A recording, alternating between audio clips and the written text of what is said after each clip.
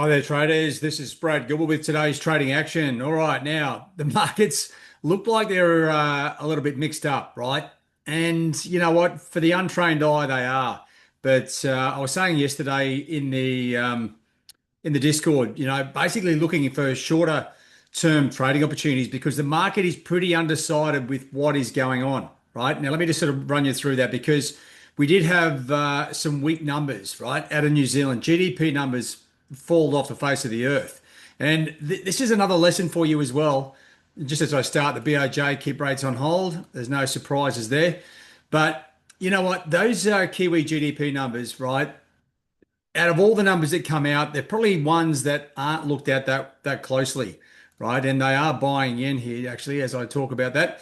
I'll come into the Bank of Japan in a minute, but one thing, there's a lesson here, right? Don't underestimate the numbers because, with the Kiwi in particular, there's one number. It's like the straw that breaks the camel's back, but it's a big piece of straw, right? GDP double worse than the expectations really means things aren't going well there. And Kiwi, it dropped 100 points in pretty orderly fashion. Hard to get into the trade, but that's where it is. Then we had the Aussie employment numbers. Now, weaker numbers than forecast probably leads the RBA, or puts them under pressure to be cutting rates at the next meeting, right? Now, this is after the Fed, right? The Fed have come out, the statement, yeah, we're going to have to cut more rates, and then a little bit of an ambiguous, I think, press conference where they were talking not about cutting rates, but talking about full unemployment and a few other things, right? So what we saw, the dollar sort of come back, and that's a bit of an unwind of the bets on the Fed, right? Of the Fed interest rate cuts going forward. And you can see that, right? Sapabeki, you were looking at this yourself.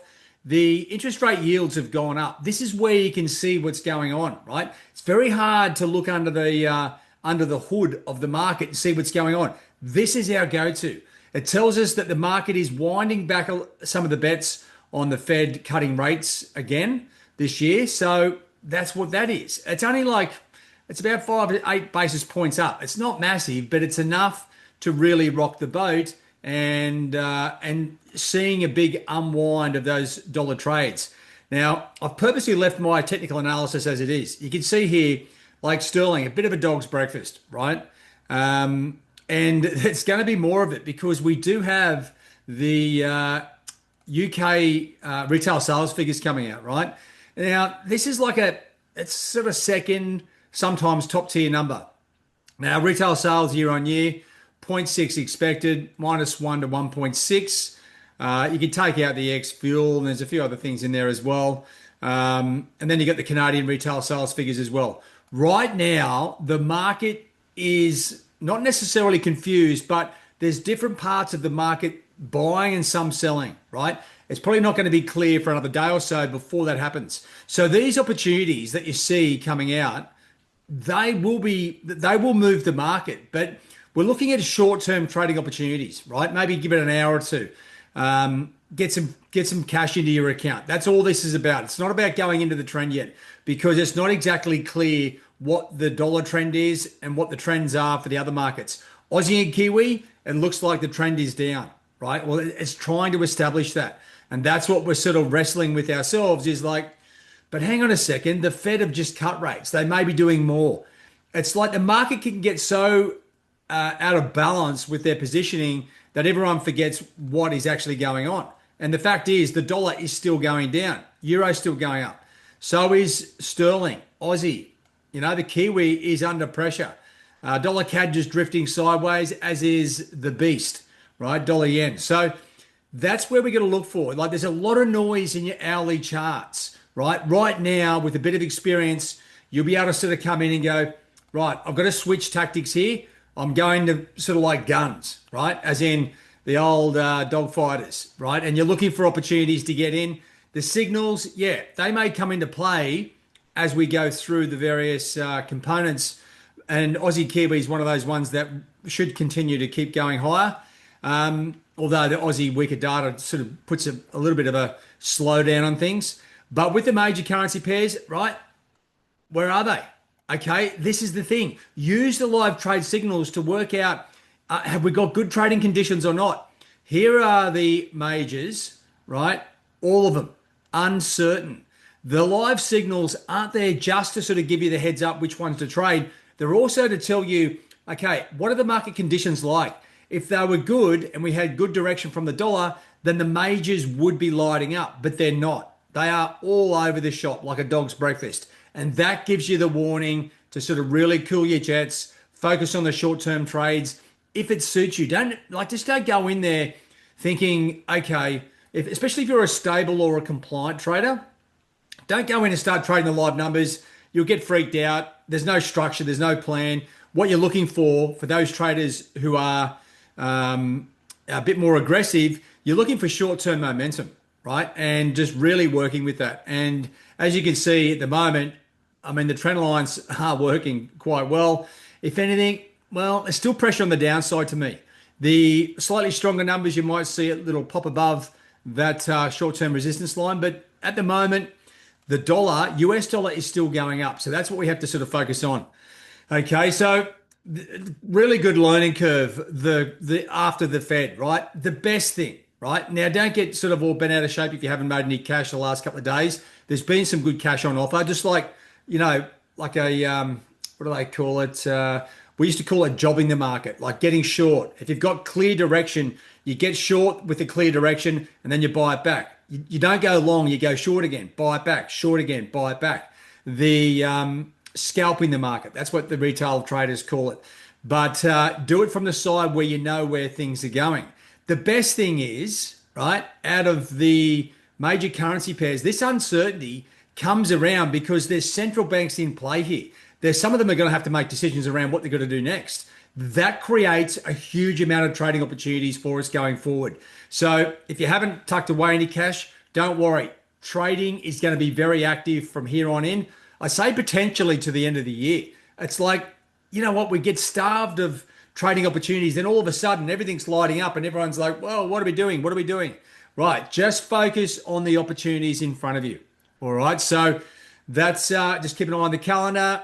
I mean, that's all you can do, right? And don't chase the market, let it come to you. Now, just a bit of a heads up, we do have still some seats available for the Gold Coast workshop.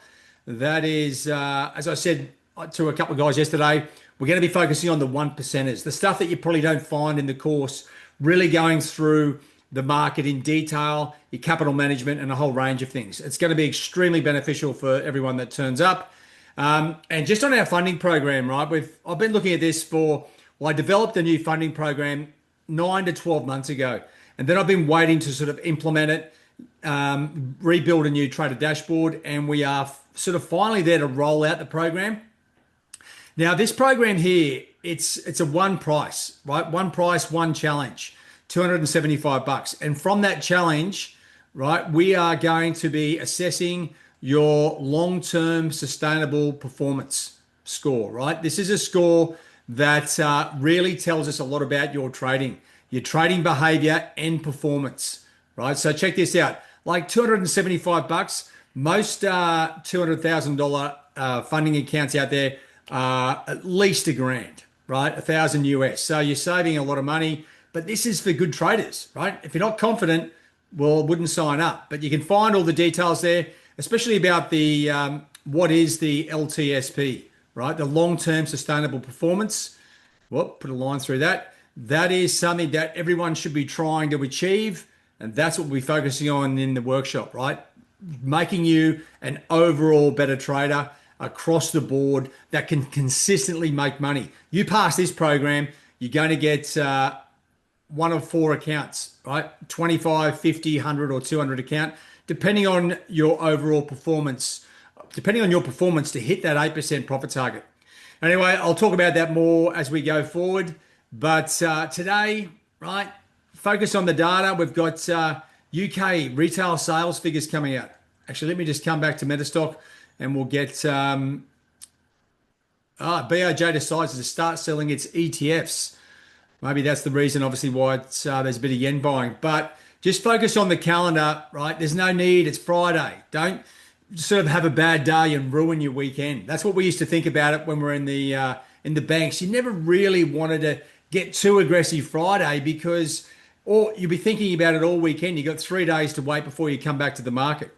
So retail sales figures out of the UK and out of Canada, right? They're the two major focuses. Short-term trades, right? I'm telling you, unless we hear something out of the Fed, that's exactly what we're going to be getting. So just switch on. If you've got Metastock, just keep an eye every day or every half day. Just check out what's going on with the US Treasury, in particular during the US or North American trading session. That's the key to where the dollar's going at the moment. We start to see those drop off, the dollar's going to fall. If they continue to rally, which I can't see happening too much further, then the dollar would actually go up. All right, plenty to cover there. Sorry, I was a little bit late. I just had to sort of fine tune things with the funding program. Yeah, if you've got any questions about that or anything else, jump in the Discord. That's where you'll find out the information about what's going on. All right. Okay, guys, all the best. Cheerio.